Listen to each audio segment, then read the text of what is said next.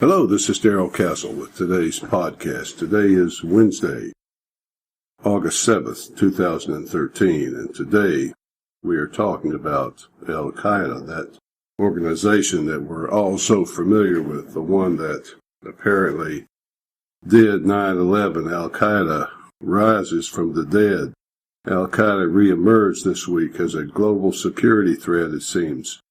This is the same Al-Qaeda that apparently did 9/11, as I said, and has been on the run since then, pursued across the world by U.S. forces, U.S. Special Forces, air services, and so forth. The U.S. killed off their top leadership, including Osama bin Laden himself. Al-Qaeda seemed to be a few lightly armed Muslim radicals training in the mountains of Afghanistan, but in 12 years of war, the U.S. has been unable to defeat them.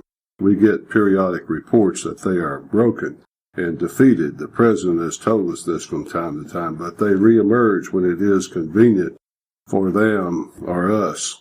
For example, in response to recent, quote, chatter picked up by NSA surveillance, which listened to a conference call between 19 Al-Qaeda leaders, the U.S. decided to close 21 diplomatic missions across the Middle East and North Africa. 19 of those missions remain closed all week.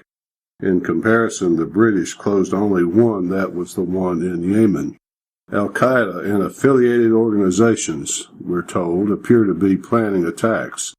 The worldwide announcement said, who are the affiliated organizations? Well, that's classified, they say. We don't have a right to know or a need to know who is planning to attack us. So the U.S. closed down starting Sunday, August 4, across the Middle East and North Africa. Number one, in consideration of this, this is very convenient, isn't it, for the Obama administration to uncover a worldwide threat by NSA global spying at the exact moment when the administration is under extreme duress because of allegations resulting from the NSA spying. Now, I suppose, the NSA spying is okay. It's all justified. The ends justify the means. President Obama, recently the butt of jokes on the Leno show and other talk shows, has been showing up now on the shows himself to announce this terror threat is real. It's not a hoax. Number two, let me get this straight now. Enemies of the United States, which has worldwide drone coverage, talk openly about an attack, knowing the National Security Agency is listening to them. Does that make any sense? Does it pass the smell test to you? It smells pretty badly to me, folks.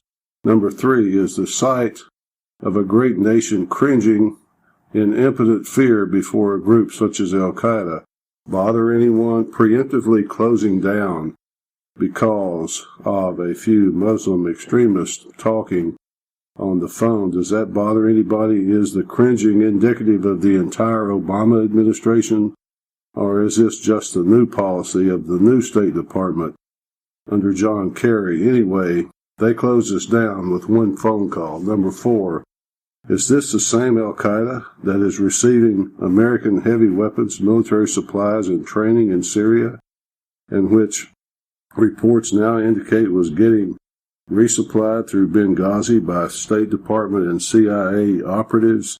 Number five, is this the same Al-Qaeda, a Taliban supporter, a Taliban affiliate group that has been on the receiving end of more than $100 million of U.S. government contracts in Afghanistan? Is that the same one?